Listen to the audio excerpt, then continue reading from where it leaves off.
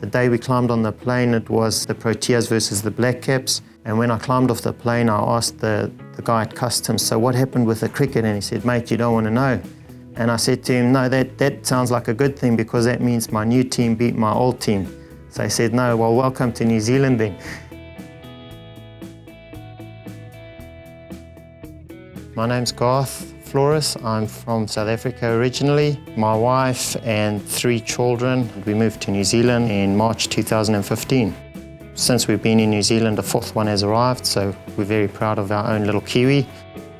When we got to New Zealand, one of the things that helped us cope and settle in quite quickly was building those connections in Levin. You really become part of the community and feel like you've been here for ages. One of the reasons I decided to become an engineer because I like dams, and I always thought if I can be building dams, I'd be quite happy. I went to university, studied engineering, and I never ended up building dams, but I'm still working in the water industry with water pipes, sewer pipes, stormwater pipes, doing the design, doing the construction monitoring. Well, people like Garth have got skills that aren't that common. They're sought after by other organisations. When you employ somebody that's coming from overseas and they come into your team, it's quite cool because they bring in like a whole different way of looking at things. It's like looking at your country again through fresh eyes. In South Africa, the houses are mostly made out of brick and mortar, whereas here there's a lot of timber construction with just cladding, and part of that has to do with the whole earthquake thing. Really, for us, one of the things that we needed to get used to was sleeping in a house that wasn't behind a 2-metre high fence with electric around it and no burglar bars. Even now, 2.5 years later, I still walk around the house and check that the windows are closed and the doors are locked, whereas most Kiwis are quite laid back.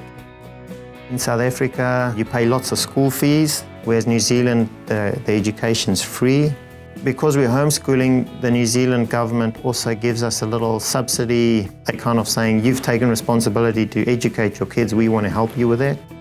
Obviously, when your kids are in their formative years, you're spending a lot of time just teaching them to read and write. And it was always sort of our game plan is we'll take it year by year as they get older, make that decision, do we carry on homeschooling or do we phase them into the education system? Some of the things we like doing is going for walks, what the New Zealanders call tramping. Kimberley Reserve's probably got a little bit of a bushwalk, and then there's also a nice river spot. My kids love it. They like to run and explore things and look at stuff, but my kids invariably end up getting wet. So the word whakapapa is your genealogy, which they can trace back to their first ancestors who climbed off those wakas and arrived in New Zealand.